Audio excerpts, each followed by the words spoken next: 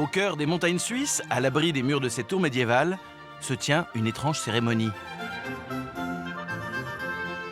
Chers amis, chers invités, nous sommes réunis aujourd'hui ici à la Tour de Bilance à Romont afin de remettre officiellement et de manière un peu plus solennelle un titre de chevalerie à quelqu'un qui nous vient tout spécialement de Paris.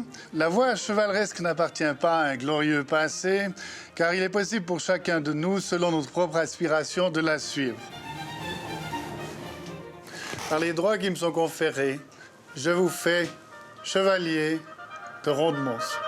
Daniel, chef d'entreprise français, porte désormais le titre chevalier farge de la tour Garance d'Ofdac. Je vous donne maintenant quelques précisions au sujet de votre titre. Il pourrait être transmis à la descendance selon les clauses de la Fondation. Le port du titre est tout à fait légal dans tous les États du monde. Le droit l'autorise. Je vous remets votre lettre de chevalerie. Merci. Je vous félicite par la même occasion. Pourquoi des Français rêvent-ils de devenir nobles? Voilà plus de 2 siècles qu'ils ont fait tomber la tête de leur roi. Pourtant, la noblesse fascine encore.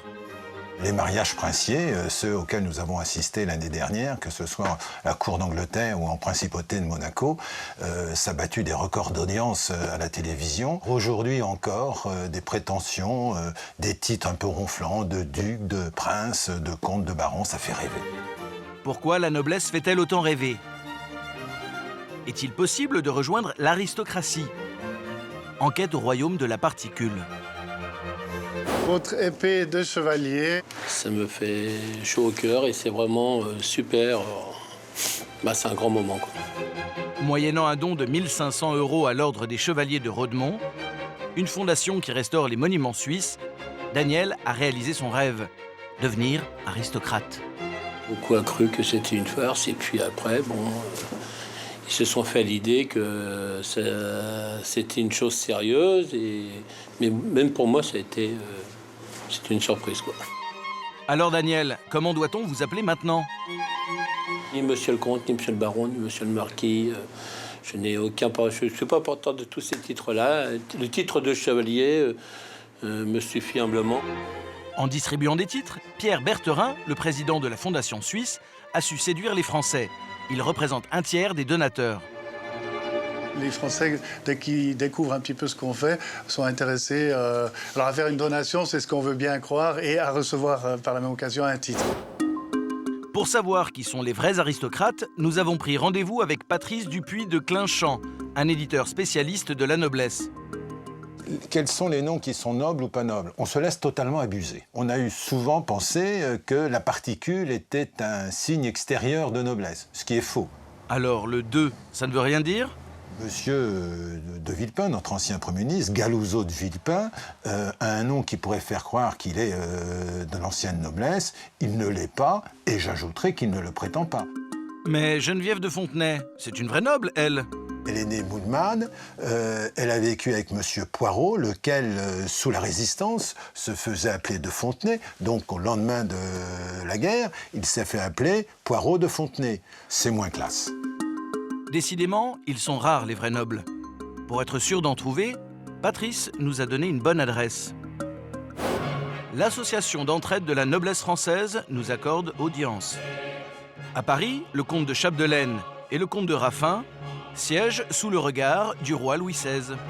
Pour faire partie de l'ANF, il faut prouver son rattachement à un ancêtre par voie masculine qui a reçu une preuve d'anoblissement du roi. Est-ce que je peux devenir noble, moi, aujourd'hui? Je peur que non, que vous ne puissiez pas devenir noble. Il faudrait que nous ayons un roi, ce qui me paraît, compte tenu du contexte, un peu farfelu. Et le titre de chevalier de Daniel, il vaut quoi? Nous sommes très au courant de ce qui se passe en Suisse. Mais effectivement, ce n'est pas du tout possible chez nous. En France, ce n'est pas possible. On n'achète pas un titre, et encore moins la noblesse. Il faut la prouver. Désolé Daniel, vous ne serez jamais considéré comme noble en France. Cette noblesse, ces titres qu'il faut prouver, ont-ils encore une valeur officielle? L'État s'est emparé du dossier. Bienvenue au ministère de la Justice. Merci. Suivez-moi. Notre enquête se poursuit sous les ors de la République. Alors nous sommes ici dans le salon des portraits. On est dans le saint des saints de la République ici.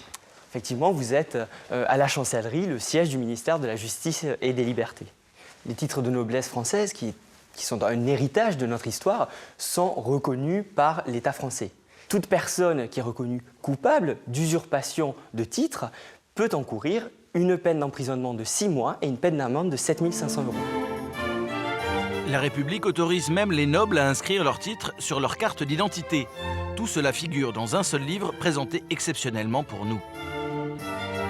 Mais là, c'est le grand livre du sceau dans lequel sont inscrites toutes les décisions concernant les titres de noblesse, les décisions prises par le garde des Sceaux. C'est un livre d'histoire, chargé d'histoire, et que le public n'a pas l'habitude de voir.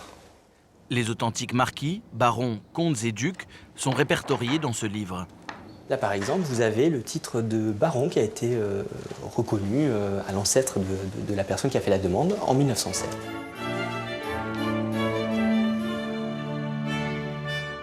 Joël ne figure pas dans le grand livre du sceau.